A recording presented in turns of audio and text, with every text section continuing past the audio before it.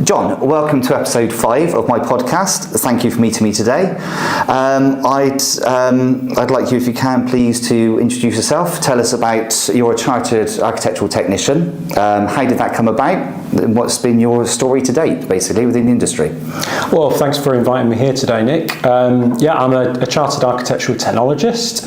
I've been in the architecture industry since leaving secondary school, so back in the 90s, quite a long time back now. We're of a similar age. I guess we are. I guess it kind of came about by accident, really. When I was back at school, I'd never even heard of architectural technology. I'd heard about becoming an architect. And based on what I enjoyed doing at school, I'd started looking into it and thought, wow, it's potentially an architect sounds interesting, but this going to university and a long period of study and maybe a little bit outside of my comfort zone as a young lad. And so at that point, my parents introduced me to a family friend, and they said, hey, well, you need to go and speak to this friend of ours that he works in architecture, but he's not an architect, he's an architectural technologist. So why don't you go and have a chat with him? And I went and had a look at some of the work he was doing, and he was working on all sorts of exciting and interesting projects, doing a lot of business with football clubs, stadium design, that sort of thing. And I thought, wow, this sounds really interesting. So that's kind of where it started. And then when I come to leave school, I was going to go to college, and for one reason or that course fell through, but then I managed to secure a position as a trainee in a local architecture office, and then that's where the journey really began. Brilliant. Obviously nowadays you run your own practice, and also you've got your own podcast, which we'll talk about later. Obviously, you don't want to steal my thunder, but so it's interesting you mentioned about the route of architectural technologists, because I believe nowadays that is being pushed as equally and quite rightly as becoming an architect.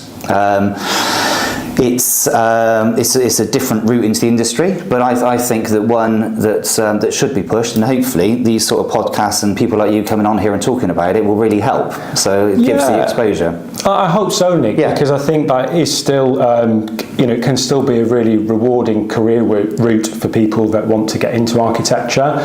And for me, it was just that the kind of art-based leaning of becoming an architect versus the kind of more technical detail side of things with a technologist route, that just appealed to me, to my strengths and my interests, more so than becoming an architect. And it's proved to work out really well. And I think that's the thing that you don't realise when you're not in the industry, that actually within a lot of those architect practices, that actually a lot of the team and the staff are made up of, there's architects, technologists, technicians, architectural assistants. It's not just a room full of architects that are working on these amazing projects. So you alluded to earlier about football stadiums and so on and so forth. Now, as your own, you're a sole practitioner, is that right? That's right.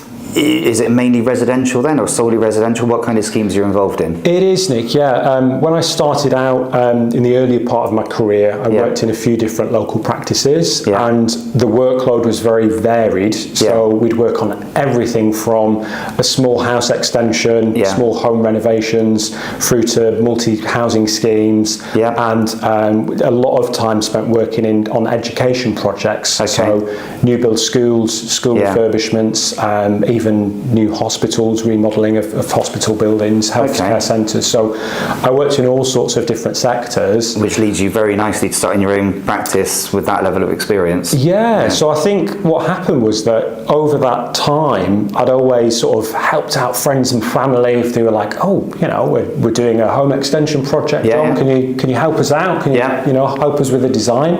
So that was something that myself and most of my colleagues always did as a matter of course. And when I came to starting up on my own, it was an easy move, really. I think that I just felt that becoming a sole practitioner, can't be taking on a new hospital on your own. And it just seemed to be a natural fit of all the different types of projects I had experience in. And I think also for me that the thing that I liked with those particular projects was that they were very personal. You're working with someone and it was their home. So I liked that aspect of it. They were obviously really passionate about the project. Absolutely. Every man's home's the castle. Yes. Yeah. And the other thing was that it's a type of project where both you as the designer and as the customer, you get a bit of a quick win. Yeah. Some of the other projects I've been involved in, you could be spending like 2 years or so just working on that same project. So I kind of liked the variety of the smaller scale projects. I suppose you still, the others that I've spoken to and that I know about for having done this for such a long time is the planning policies, planning process. That's a big bugbear for many. How is it? Remind us where you're based location-wise in the country, because it's interesting here about, I met with somebody from Manchester the other week, and around the country I'm meeting with somebody from London later on today. Different planning policies with different local authorities around the country. How are you finding that at the moment from where you're based? Well, I'm based down in Norfolk, in East Anglia. And touch wood. I've not had too many issues with the planners really over the years. I don't know whether that's just a bit of good fortune. I have always made an effort to build up relationships with the planning team as well, and kind of try and not be at loggerheads with them. And I think that's worked in my favour, that they've tended to be relatively easy to work with from my point of view over the years. So that's been something that hasn't caused me as many headaches as some of my contemporaries. So are you the majority or all of your projects based geographically nearby to where you are, so you can visit site easily, or do you cover the UK or further afield, or where's the main area of your work? Mainly Norfolk these days. I did originally come from Lancashire, and I moved to Norfolk about 7 years ago, and there was a period of maybe a couple of years where there was still an awful lot of inquiries that were coming from Lancashire. And what that did is, to begin with, it was quite good. And I thought, okay, I can take a trip up the road, come and see my family and my old friends back in Lancashire, and go and visit some clients as well. And then over a period of time, what started off as something that was quite enjoyable and really suited me, after a while I was like, you know what, I'm kind of getting a little bit tired of having to rely on this, because I think that I hadn't kind of doubled down on building up a presence in Norfolk, and I was sort of relying a bit more on those older clients and those referrals. So there came a point where I was like, okay, I'm just going to slow down with those clients, and sort of double down on the work in the East Anglia region. How are you finding things at the moment with kind of workload, and is it a lot of practice I speak to, often it has been historically a bit of feast or famine for some. Do you have a strong pipeline of continual clients, or how are you finding things at the moment? That is a really good question. I wouldn't say that I've, over the years, I haven't avoided the feast and famine. I think that's something that, as sole practitioners in particular, it can be very, very hard to have that regular pipeline of work coming in. And I think the last few years in particular has presented an awful lot of external challenges. Obviously, interest rates going through the roof, COVID, the cost of building, cost of labour. I mean, particularly the smaller end of the market on those small scale residential projects. Those homeowners, I think, have really been feeling a squeeze. And so what I've tended to notice a trend over the last sort of 18 months that there has still been a good number of inquiries coming in. But when I've been starting to have those conversations with the customers about getting to the point of talking about budget, that what the money they have available and the realistic build cost for what they've got in mind, there seems to be a ever widening gulf between the two. So it is quite a challenging time for people, so that's something that I've noticed. A lot of conversations sometimes you feel like a bit of a killjoy, because you want to kind of help people with these projects, and they ring up and obviously I'm quite excited, and then sometimes it's like, okay, this sounds great, but you've got 50 grand of savings, and you've just described a 350 grand project. You hear that a lot. Do you tend to work in your practice? Are you working on Revit or the CAD, or what do you kind of design in? I originally, when I started out, I started on the drawing board to begin with. I moved to AutoCAD, and then over the years I'll be honest, I struggled to get to grips with Revit. Yeah, it seems to be kind of a buzzword nowadays, where the youngsters coming through, it's required by a lot of practices, but they don't tend to teach it at uni, which is quite odd.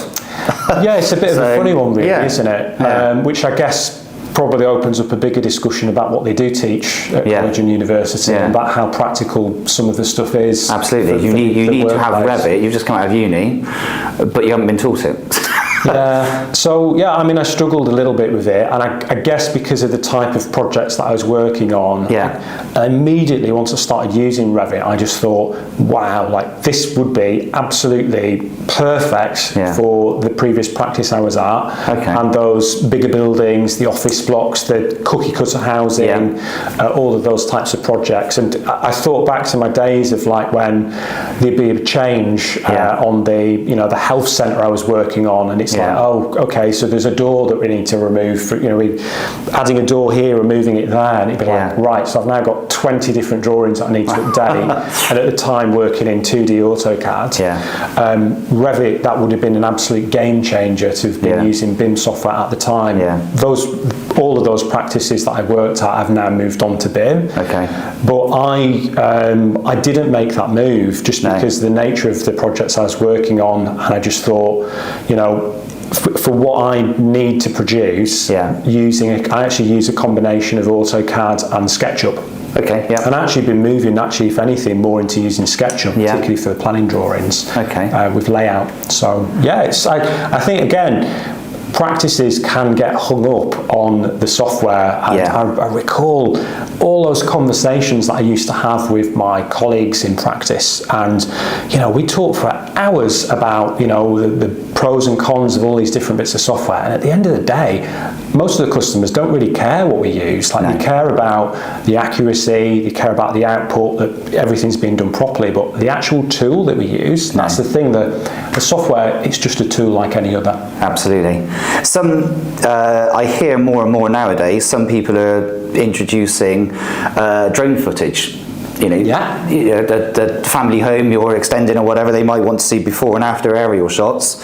Is that a consideration for you potentially? Is that something you've thought about? Just out of interest. It's more and more are doing it nowadays, but it depends if it's, I suppose, if it's just a small scale kitchen extension or something, maybe not so much, but I don't know. I think the thing with something like introducing that is the cost to entry for something like that now. The technology is so cheap that it's the type of thing that most sole practitioners or small practices, if they wanted to integrate that, within reason, they could afford to just buy a cheap drone for the office, and rather than having to pay however much each time to outsource it, because the cost of entry has just dropped so low with new technology. I mean, the other thing that's quite intriguing at the moment, I think, is the introduction of VR, like virtual reality. There's a number of practices that are now, technology's been around for a few years, but are now sort of to take that on board and integrate that into their workflows, and particularly for those clients that can't visualize things, the domestic clients being a great example.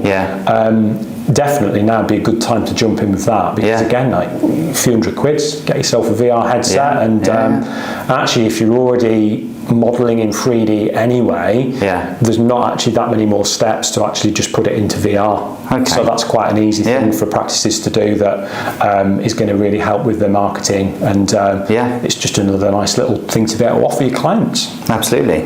And then from a business point of view, do you have kind of any growth plans? Are you staying as the one-man band? Do you use subcontractors when required, or how do you tend to work as a business model? Okay, so sort of over the last decade or so, working as a sole practitioner, I had explored the idea of growing out a team, but I like the freedom and flexibility of being my own boss and not having to kind of turn up at the office at a certain time and have staff to manage, and it's just a role that I never really wanted. And I think actually for most sole practitioners in particular, that most of them, when they set up, the reasons for setting up are often that they want some more freedom and fulfillment from the place where they were working before. And that's very much what I wanted when I started out. So over the years, in terms of resourcing the projects, I've experimented quite a lot with outsourcing over the years. So if there's been those peaks and troughs where I've needed some more help with projects, then that's something that I have used. And it's been interesting. There's been some disasters and there's been some real successes. Okay. And then, talking on from that, things like structural engineers and what have you as well. How do you source those? Does normally a client, would they already have a structural engineer in place? They're calling you in for the architectural side of it, or do you recommend somebody you know as well? How does that tend to work? Because obviously, if your practice one-stop shop, isn't it? Whereas with your setup, it might be that you can recommend others, or how does that tend to work? So usually what happens is it would be unusual for the clients that I normally work with doing home renovation projects already to have an engineer in mind. It does happen. There was a client that was working with relatively recently, and she had appointed an engineer first. Which actually, if anything, created a few complications, because as the project progressed and we started developing the design together, what transpired was that there was more elements of structural design that was required than what she'd commissioned them to do. I see. So it actually caused a few complications, and we had to go back to this engineer on 2 or 3 times throughout the design process to say, well, actually, you designed that bit, well, we need this bit doing here now, there's another beam over here, and there's this there. So I think that usually what happens, and I think what is ideally the better way, is that they would get in touch with an architect or a technologist, whomever the lead designer is, and then, in my experience, I would then say, look, I have engineers that I've worked with before, more than happy to recommend somebody. However, if you've got somebody in mind, then we can also take a look at that as well. And obviously there's then a little bit of due diligence to do to make sure that they're using somebody appropriate for the scheme, suitably qualified and all of that. But generally, 90% of my customers don't have an engineer, or they're often not aware that they need these other consultants. And I think that's the lack of education, because understandably, if you're doing a home extension or renovation, average person, how often do you do a house extension or renovation? Some people it's never.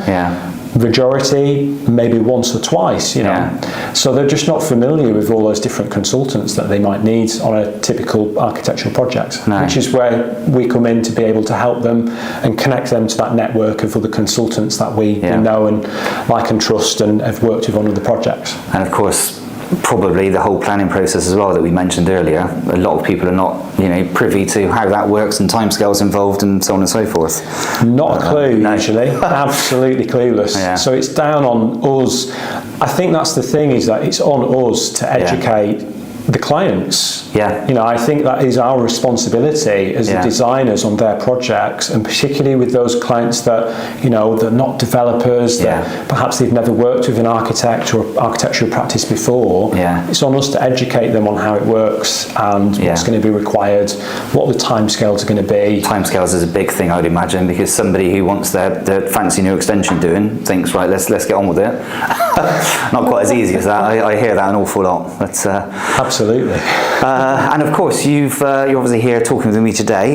You've got your own podcast we mentioned earlier as well. I have, Tell us all about that. You've caught me at quite an interesting time, I think, Nick. I launched a podcast last year. So it's a few months old now, and it's called Architecture Business Club.